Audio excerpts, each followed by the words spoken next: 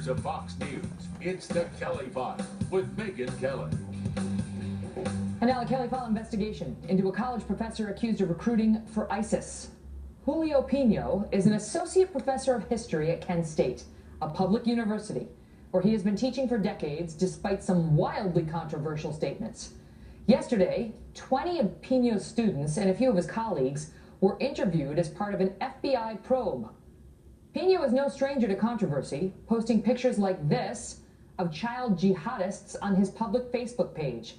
And while he denies supporting ISIS and says that he never incited any of his students to violence, a review of his Facebook page turns up a posting in which he praises Osama bin Laden as the, quote, greatest.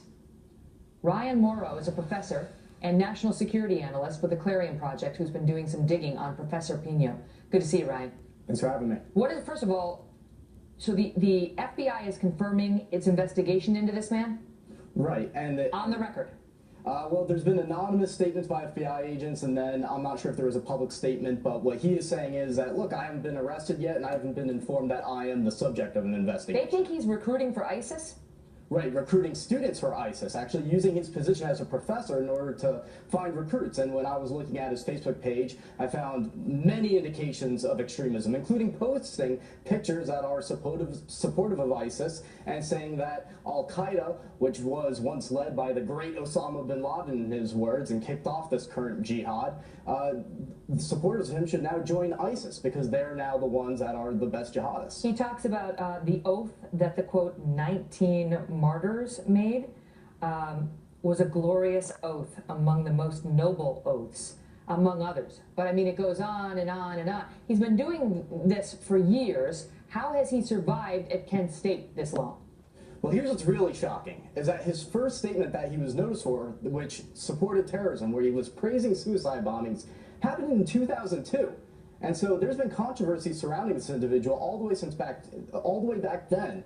But the university has not fired him, and so what I really want to know is why aren't you firing him, and if there's a reason that you cannot do so legally, explain that. Because right now, all we're hearing from the university leadership is that, well, we condemn these statements, and the FBI assures us that there's no threat to the campus. The university says free speech. This is free speech, and these are his viewpoints. Recruiting for ISIS is a different story, but he's denying that. They say it's free speech.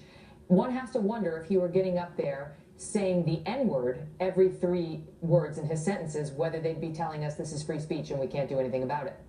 And that was my thought exactly, especially because it's been going on so consistently over the years, where he was reportedly writing for a pro-Al-Qaeda website that was distributing training manuals for jihadists. And when the university and the authorities say, well, there's no active threat here, we have to ask ourselves, well, what else are they supposed to say? There's a guy that we consider to be a threat, but we don't have the evidence to arrest him for, so sorry. That's what they have to say. Anywhere where there's an ISIS supporter is a threatening situation. I would not go on that campus if I was a student. He is currently teaching. He's teaching 2 classes right now.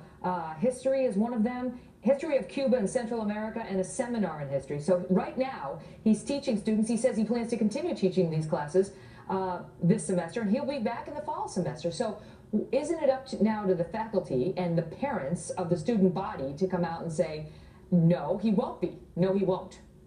It is, and it's up to the university leadership to explain how inciting terrorism isn't a violation of the faculty code of conduct. And if they want to fire them, why fire him, why they're unable to do so. We need a greater explanation here besides just saying, oh, well, it's free speech and there's no threat. Again, anywhere there is an ISIS supporter who believes that any American is a legitimate target for jihad, that is a situation that is unsafe. This is unbelievable. We'll stay on it. Ryan, thank you.